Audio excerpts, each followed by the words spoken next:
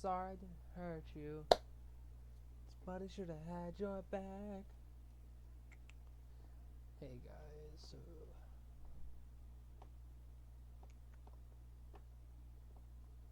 where'd my mouse at? Alright. So today I'm going to be, I guess, reviewing like horror videos.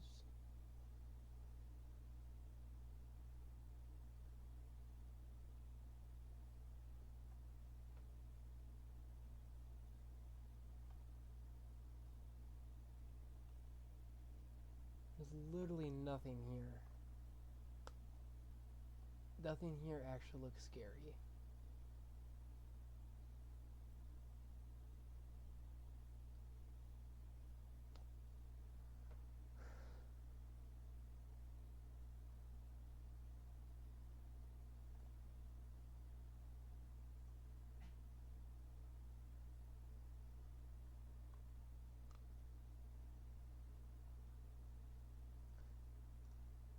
To this one.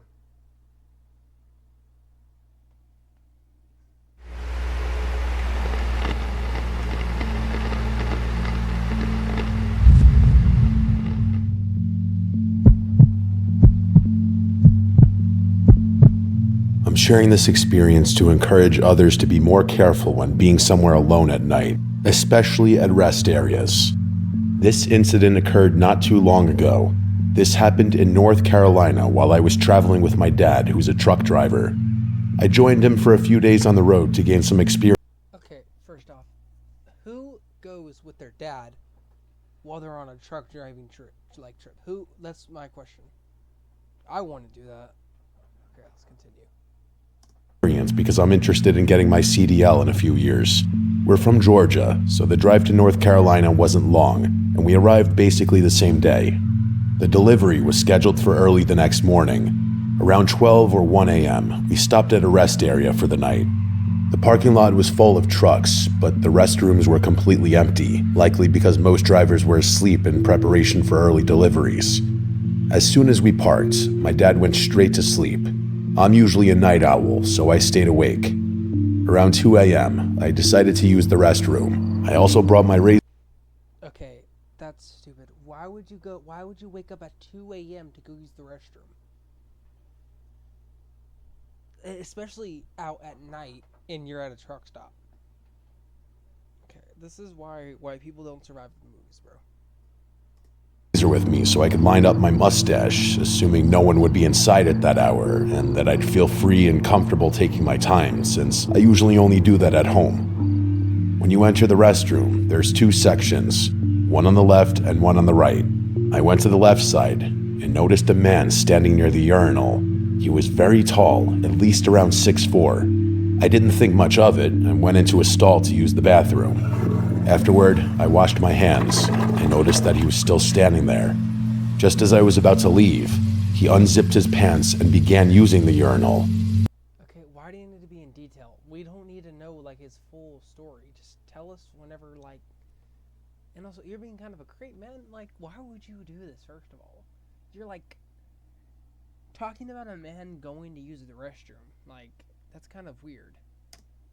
I felt uncomfortable, but I didn't think much of it at the time still. To make it seem like I had left, I went to the right side of the restroom instead. I stood in front of the mirror to line up my mustache.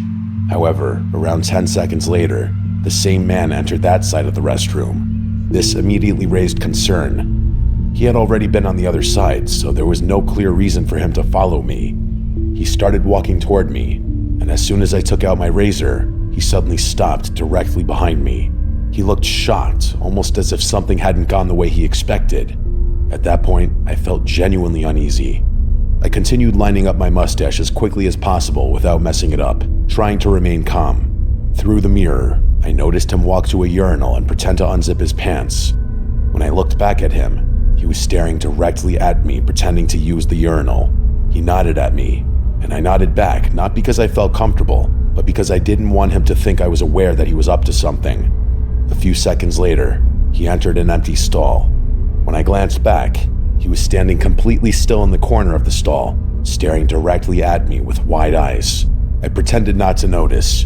About 20 seconds later, he returned to the urinal and again pretended to unzip his pants, briefly looking at me before turning away. Once I finished lining up my mustache, I left immediately. As I passed him, I kept the razor in my hand in case I needed to use it to defend myself, considering I had to walk past him to get out. While I'm not short or weak, he was much taller and appeared to be at least 20 years older than me. Considering I'm 5'9" and he looked like he was in his late 30s or 40s, I knew he could easily overpower me. I exited the restroom and noticed security cameras near the entrance, which gave me some relief. The man did not follow me, thank God. I was flooded with relief. I turned to the truck where my dad was still asleep, along with all the other drivers in the lot. I told a friend what happened, and about 20 minutes later, he replied. He suggested I go back to the restroom on FaceTime with him, which I did for some reason. However, the man was gone.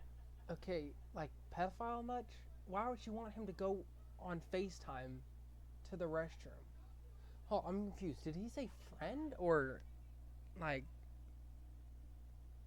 I should continue the video.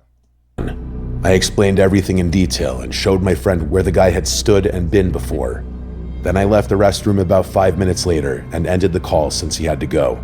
As I stepped outside again, I noticed a separate parking lot behind the rest area for passenger vehicles. One red car had its headlights on and was the only car illuminated. When I turned to look at it, the headlights immediately shut off. I couldn't see who was inside due to the darkness and distance. I don't know if the driver just got there and was parking, leaving, or possibly even the same man from earlier, but the timing unsettled me. I went back to the truck where my dad was still asleep. Nothing else happened that night. I returned to my normal life. However, I never told my dad about the incident because he's very strict and had only recently started letting me go outside alone. I was 17 at the time, and I knew Okay, you're 17 and your father doesn't let you go out alone. Oh my God, like we are going back as a society. telling him would likely result in him not letting me go outside alone again until I turned 18, which then I would be independent and can go wherever. The only person I told about this was my friend. Afterward, I tried to rationalize what happened. The man didn't appear homeless or on drugs, but the way he was acting was far from normal. He had clean clothes and a well-kept beard, so I doubt he was homeless or a crackhead. Still, what continues to bother me is what he was planning and why he acted the way he did, and what will creep me out forever about that night is what would have happened if I hadn't had my razor with me. Since that incident, I've become much more careful about my surroundings, even during the day, and I avoid going out alone late at night.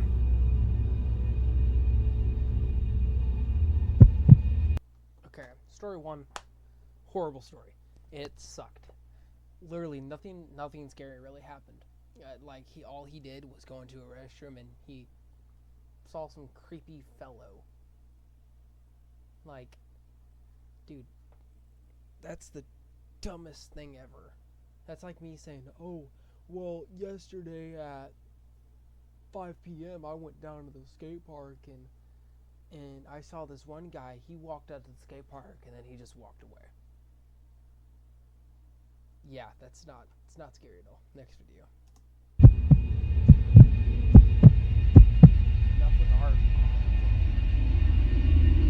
I'm a woman in my early 20s. Alright, I'm gonna stop it right there. We don't care. And I've lived in New York City my whole life, so navigating the MTA at any time of day or night is second nature to me. For context, my one-way commute from the city to home is about 2 hours each way, involving 2 trains, a 30-minute bus ride, and then a dimly lit 5-block walk home. After doing it for so many years, I usually don't think twice about it, but there are 2 nights I still replay in my head all the time. The first instance happened on the train. I had just stepped on right before the doors closed, so I stayed standing near them. I had headphones in, but I could faintly hear a homeless man saying something at me. At first, I ignored it, assuming he was talking to himself, but he kept staring directly at me. So I took out one earbud and asked what he said. That's when I clearly heard him angrily insult me and call me a bitch. My heart instantly started pounding. I still remember how hot my ears and face felt. It was like all the blood rushed straight to my skin. I started trying to make eye contact with other passengers, silently hoping someone else would acknowledge what was happening, but nobody would hold my gaze for more than a second. Everyone just looked away. At the next stop, even though it wasn't my stop, I got off and quickly moved into the next car over, desperately hoping the man wouldn't come out and notice where I went. The unsettling part is that this honestly isn't even unusual while commuting in New York. Most of the time, you just keep your head down and try not to engage with whoever the aggressor is. Still, I kept glancing through the train windows, waiting to see if he followed me. 2 stops later, I finally saw him step off the train. I didn't even realize I'd been holding my breath until the doors closed behind him. The second instance happened when I was in grad school. I had night classes that ended around 8:30 p.m., so by the time I caught the bus home, it would usually be well after 10. Late night bus rides always feel different, quieter, and more unpredictable. Usually the drivers only stop if someone pulls the string or requests it. That night, I was listening to horror stories during my commute, and the specific story I was listening to was about a woman being followed. So when I got off the bus, I remember lowering the volume and becoming extra aware of my surroundings. The final part of my commute requires me to walk past a couple of stores before turning down a dark residential dead-end street with terrible lighting. One of the stores I pass is a Popeyes. I remember debating whether or not I wanted mac and cheese, but I had already passed the Okay. That's very stupid. You don't really need to involve that you wanted mac and cheese, but okay. store and was almost at the end of the block before deciding to turn around and go back. That's when I noticed the man from the bus.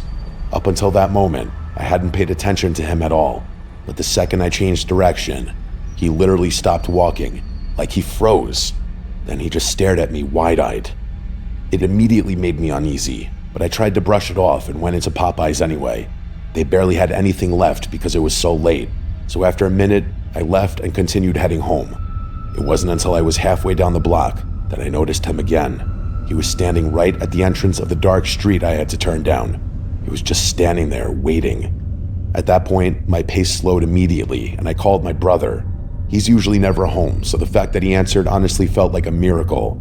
I think he could hear something was wrong from my voice alone, because the second I told him I was by Popeyes, he immediately said he was coming to meet me.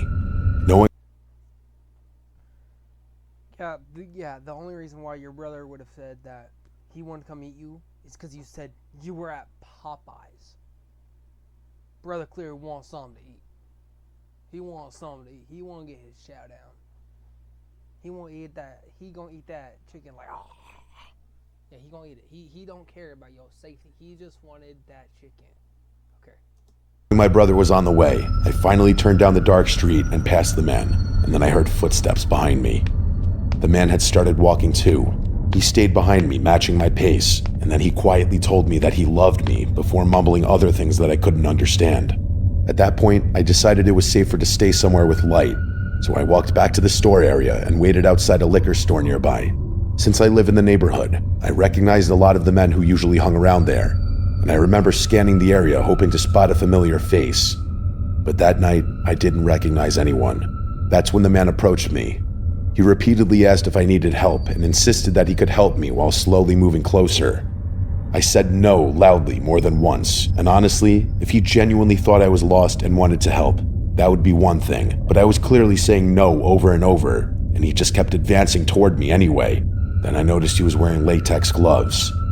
This was post-COVID, so my immediate thought was that if he was that cautious, why wasn't he wearing a face mask too? And it wasn't even cold outside, so the gloves looked completely out of place.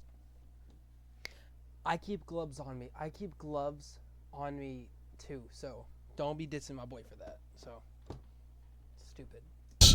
Then he started repeatedly telling me that I needed to go home, almost like he was trying to pressure me into walking past him again. A few seconds later, he walked into the liquor store, and the second I saw him move further inside, I turned the corner where my brother was finally walking toward me. The entire situation probably lasted 5 minutes at most, but it felt so much longer than that. That's the strange thing about moments like these. They happen fast afterward when you replay them in your head, but while you're living through them, time barely moves.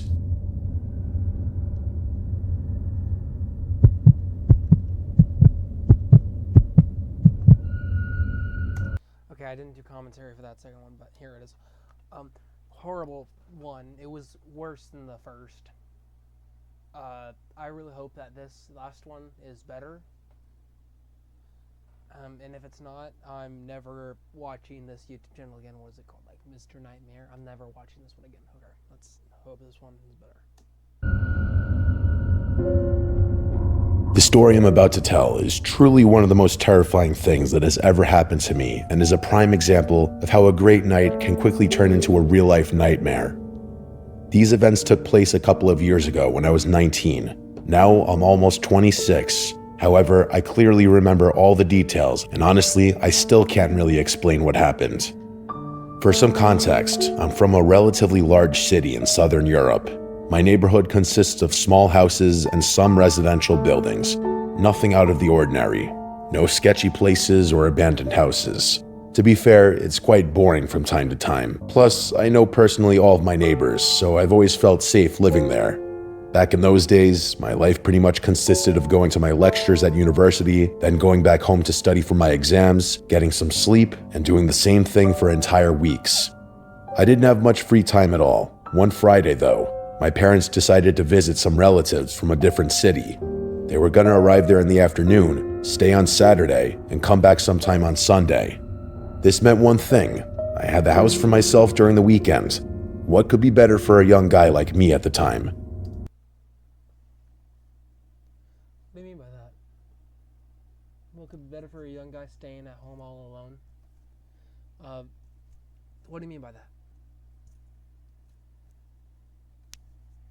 I enjoyed being alone at home ever since I was a kid. This was also a perfect opportunity to invite my friends over, since, as I said, I didn't get to see them that often because of studying. So I called them, and they agreed to hang out on Saturday. We were gonna order food, play video games, and just catch up with each other. There was just another thing I had to do before the weekend. I had completely forgotten that on Friday evening, the annual geography quiz was gonna take place at my university. I had to go since I already promised my peers. Plus, I had nothing else to do that evening. I thought it might be fun, and not to brag about it, but I've always been good at such quizzes. The evening went smoothly. My university friends and I formed a team of 6 people. There were a total of 10 different teams which were going to take part in the competition. The students' hall we were in was packed to the brim. I didn't expect so many people to show up, actually. We were enjoying the night. Free food and beverages were being served for everyone. The atmosphere was great. Okay, if I was in your situation, I'm already predicting that you went away from your little small group and there was a creepy guy or someone creepy. I would have just stuck with the people that I was with. I would have been eating all that food. I would have drunk everything and eaten everything, bro. Be smart. They can't knock you down if you weigh more than 250 pounds. In general, and just like that, we were at the last question of the quiz, and soon after, it was time for the results to be announced. To my surprise, our group finished second out of 10 teams. We got a small award, took a photo together, and it was finally time to go home. My friends and I parted ways, and I hurried to catch the last subway. The city where I'm from doesn't have a metro system running all night, which, to be fair, kind of sucks. Anyways, I got off at my station, and now I was walking, 10 minutes away from my house. This was in the beginning of October, so the weather was getting kind of cold. Plus, I was tired. I just wanted to get home, eat some microwave noodles, and go to bed. What I heard next was one of the loudest, most blood-curdling screams that I've ever heard in my entire life. Oh my god. My heart's fine. I'm only 40. Ignoring your heart health risk is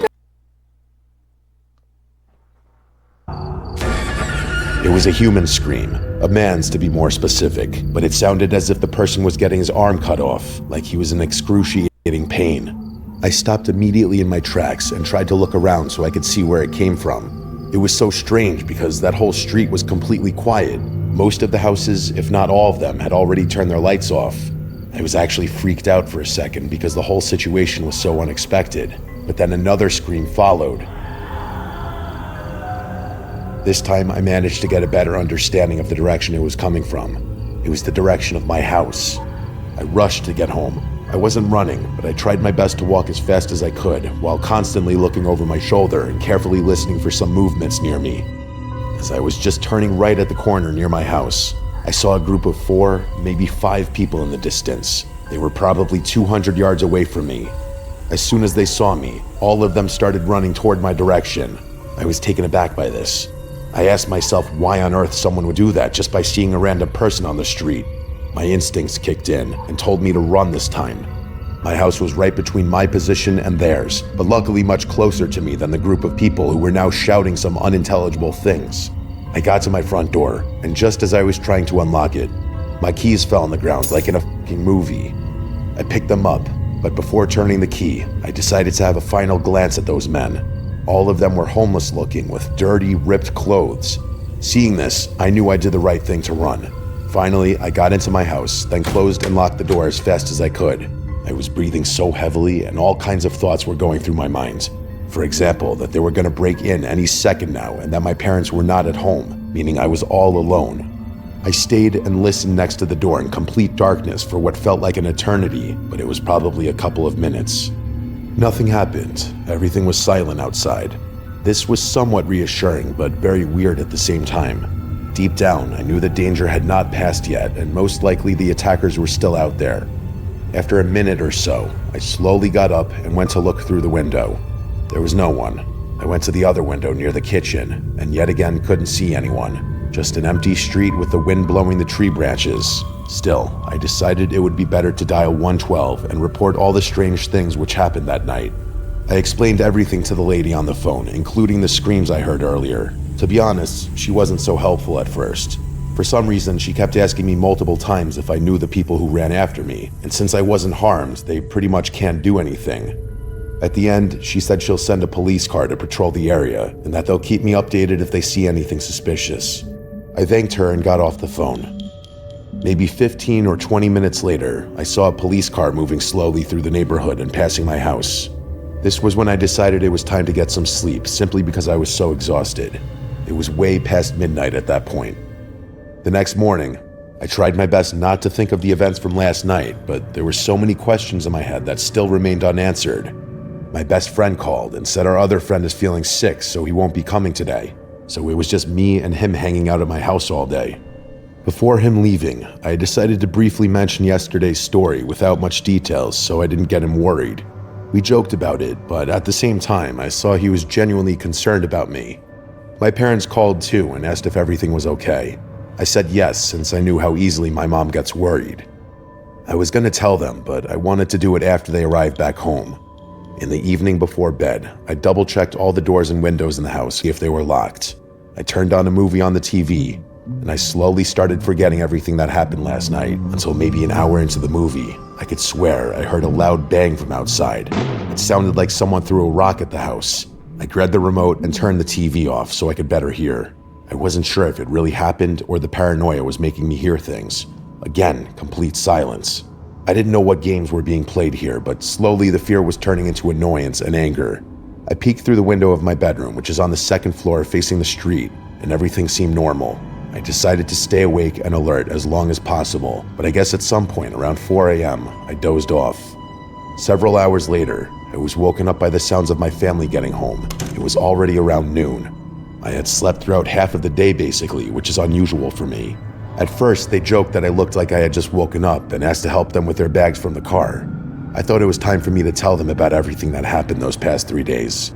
And as I expected, they got very upset and worried, but at the same time, they were glad I was okay.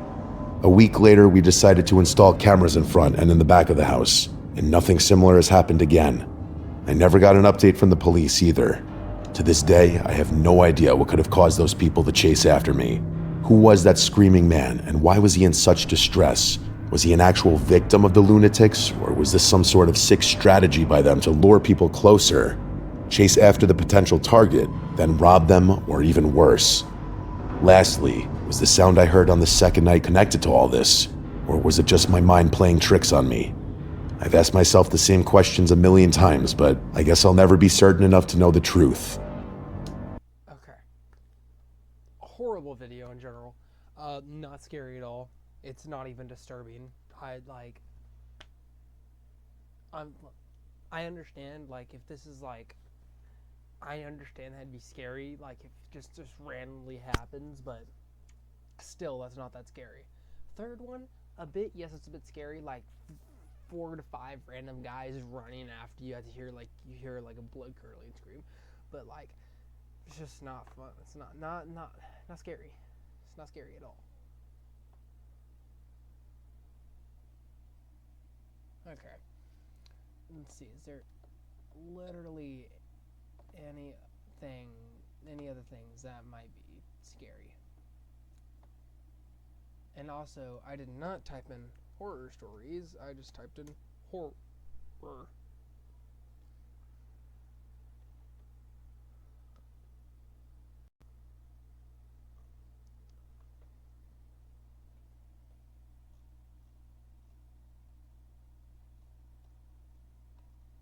I've already watched that one.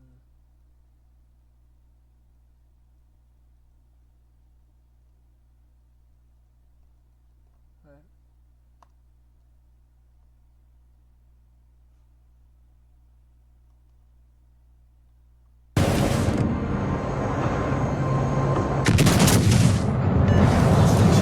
Concentrate fire on the target.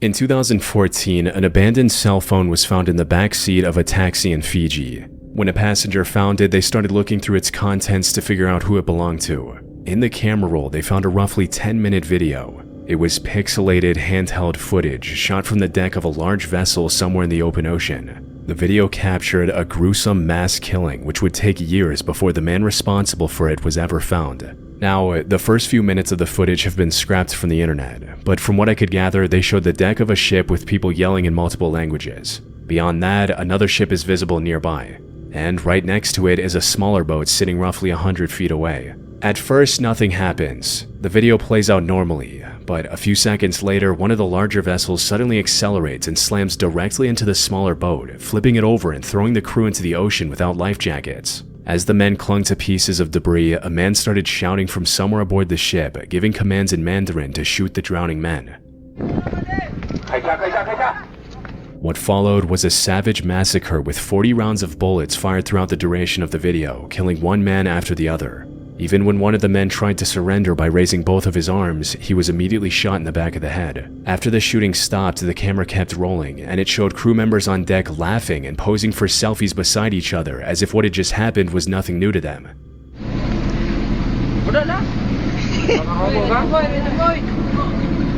The video of unknown origins was uploaded to YouTube, where it circulated for months before reaching authorities. The footage was eventually found by journalist Ian Urbina, an investigative reporter for the New York Times at the time and founder of the Outlaw Ocean Project, a journalism group that investigates lawlessness, human rights abuses, and environmental crimes at sea. Ian launched a months-long investigation into the footage and worked with maritime crime researchers to trace its origin. At first, nobody knew which ship the footage came from, where the shooting had taken place, or who the men in the water were. But after analyzing the video more closely, it showed enough of the surrounding vessels to give investigators somewhere to start. The shooting had taken place on September 29, 2012, with 4 fishing vessels at the scene. A maritime research group compared the ships visible in the footage against global vessel databases and identified the filming vessel as Ping Shin 101, which sailed under a Taiwanese flag. That discovery completely changed the direction of the investigation. Under maritime law, a ship sailing under a country's flag is subject to that country's jurisdiction, even in international waters, which meant the people responsible for investigating the massacre should have been the Taiwanese government. Eventually, the Taiwanese government released an official statement explaining what had happened, or at least what seemed like the explanation at the time. According to them, the men in the water were Somali pirates who had fired on a fishing fleet, and the shooting was an act of self-defense. The incident had taken place in a part of the Indian Ocean that was infested with Somali pirates during the... First of all, that's not self-defense. He literally surrendered. So if you shoot him, that's not self-defense. He surrendered. Early 2010s. So the fishing vessels operating there routinely carried armed private security for protection. This was a believable explanation, but looking closely, it had some holes. The first problem was that nothing in the footage showed the men in the water carrying any firearms, so there was nothing indicating that they were pirates. And when analysts examined the debris floating around them, it did not look like the type of vessels Somali pirates were typically known to use. However, the contradiction that finally broke the official story came from inside the ship itself. In 2016, a private investigator tracked down 2 Filipino crew members from the Ping Shin 101, Aldrin and Maximo. Maximo was one of the men seen posing for selfies on deck after the shooting, and his testimony directly contradicted what Taiwanese officials had said. They didn't have any guns, only fishing equipment on their boat. It was wrong, people getting shot, but there was nothing I could do about it.